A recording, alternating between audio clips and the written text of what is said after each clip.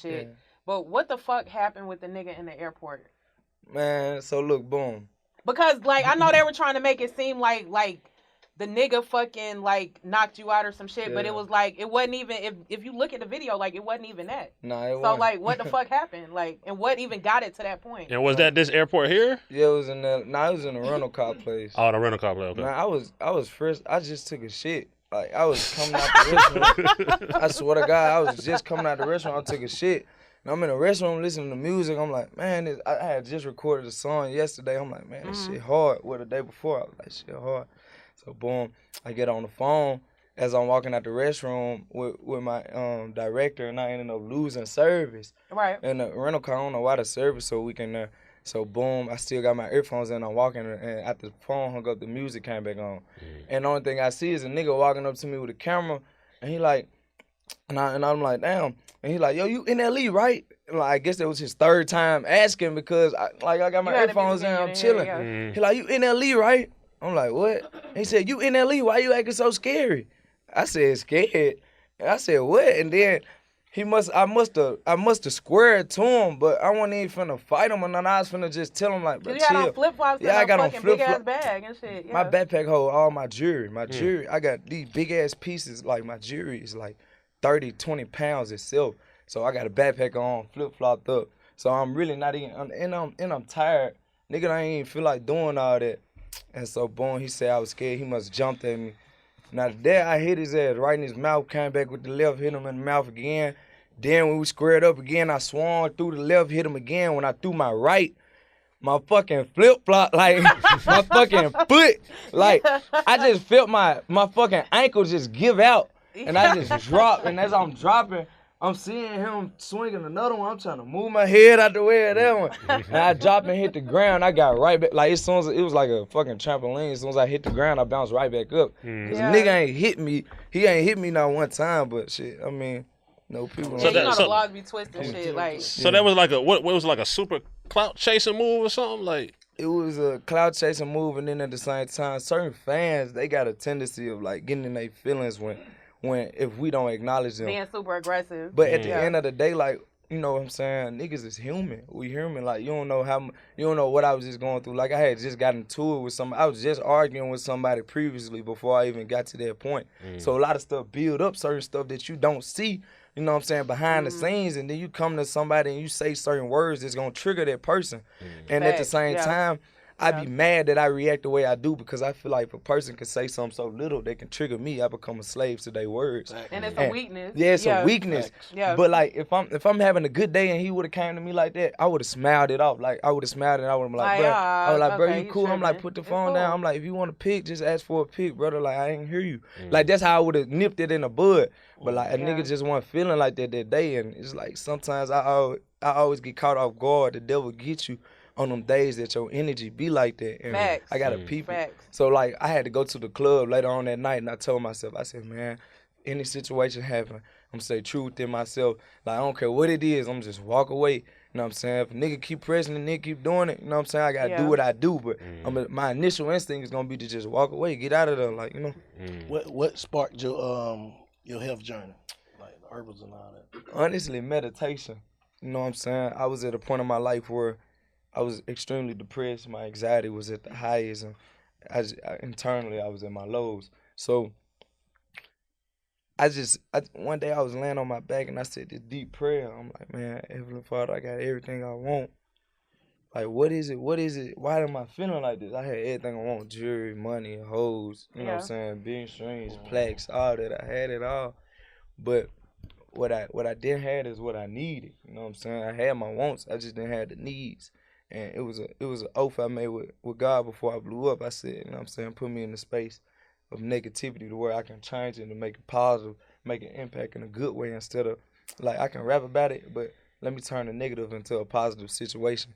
And I deterred from it, like, because, you know, when you blow up, you get introduced to drugs.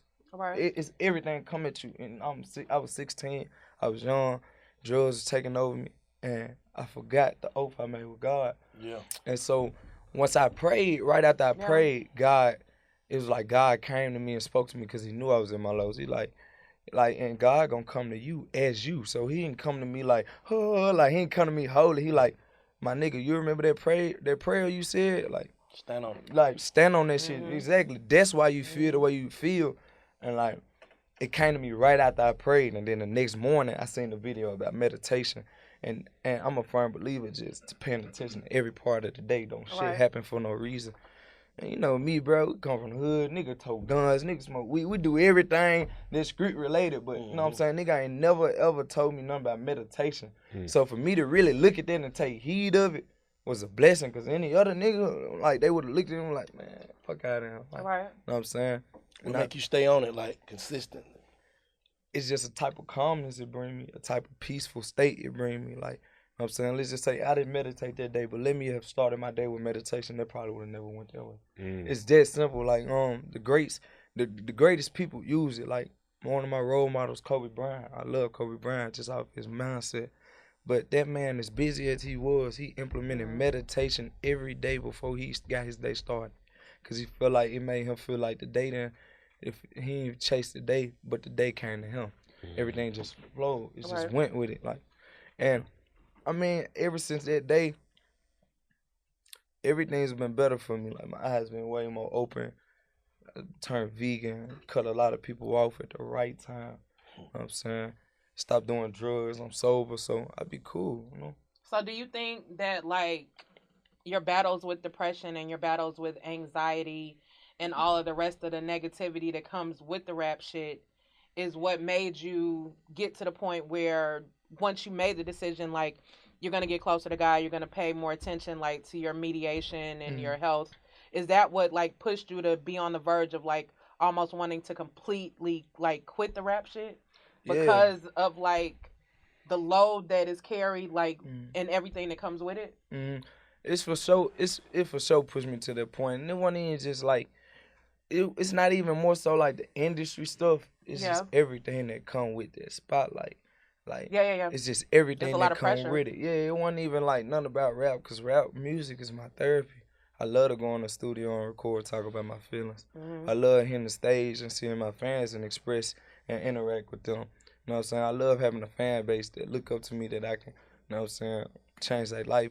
But outside, like, all the shit that goes on behind the scenes. Yeah, outside of that, the behind the scenes shit is what really, like, just having to deal with relations with people, not knowing what they really want. Do you want me, or do you want NLE? Their real motives and shit. Yeah. Dealing with people, like, as you hear, like, you just don't know. And I got a strong intuition that I realized after I went real clean, that everything my intuition was telling me when I was even high and off, it was right. It was correct. But, like, nigga, forget about that. If you smoking 100 blunts, you gon', you know what I'm saying? You gonna be like, man, this shit ain't talking about nothing. It'll come back. But you always brush it off. But always my intuition was just strong as it's supposed to be. And it took me to get to the point to where nigga was thinking about suicide. Nigga tried it, you know what I'm saying? That's where I said I gotta be a better me. But that's common though. A lot of people have those thoughts and like go through that. But it's just, again, another blessing from God that you were able to, like, pull yourself out of that and not, like, completely sink into that and, you know, go through with it. Yeah, it's I just feel it's something he instilled in me before birth. That, like, he want me to be the testimony for a lot of young men, a lot of young women, everybody. And that's the one thing about me, that's why I'm always be good, because at the end of the day, like, people can say, oh, I believe in God. Like, nah, I really believe in God. You know what I'm saying? Because at the end of the day, he done showed me miracles. I done seen the devil, my nigga. I done seen God. Like, he done showed me. He done sent me signs before shit happened. He done sent me dreams to where, like, nah, don't go there. You know what I'm saying? And shit done happened in that same spot. You know what I'm saying? So I know he talked to me. I know I'm gifted. I know I'm supposed to do something big on this earth. So at the same time, like, it's just something he instilled in me. And I'm going to be a world changer. This is how I go about everything on me.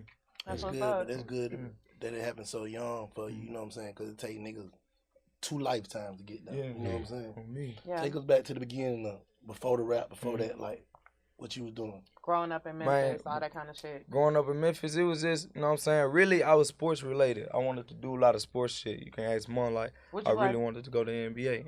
I played basketball, football. Nigga, I played soccer when I was little. I did too. Yeah. I played soccer too. I was a goalie. Yeah. I was a forward. I was real good at sports. I had an athletic. I always been athletic and just any sport. With anything I would put my mind to, I was always good in it, but mainly sports because that's what mom and wanted to keep me in growing up because I knew the more busy I was, the more I went in trouble. But I just figured out, like, I just feel like it wasn't going to never be for me with sports because I'm an independent being. So let's just say, boom, I don't like for somebody to, if I have a coach like, yo, like, y'all need to be in the gym, get these shots up. You know what I'm saying? I like to be like, wake up and be like, I need to go to the gym and get shots up. Like, I don't like to have people in my ear about how I should be doing things or go about For things yourself. because, it's just, I don't know. I feel like it's a type of independent thing in me. I like advice, but I don't like to feel like, you know what I'm saying? You're I being work told for what to somebody. do. Yeah, like Yeah. I work for somebody. Yeah. And it was just certain things I couldn't. And then outside of basketball, I was cold, man. I ain't gonna lie. Basketball, I could have went pro. Football, I was better in football though than basketball. I like basketball better. But like nigga just couldn't stay out of trouble. That was it though.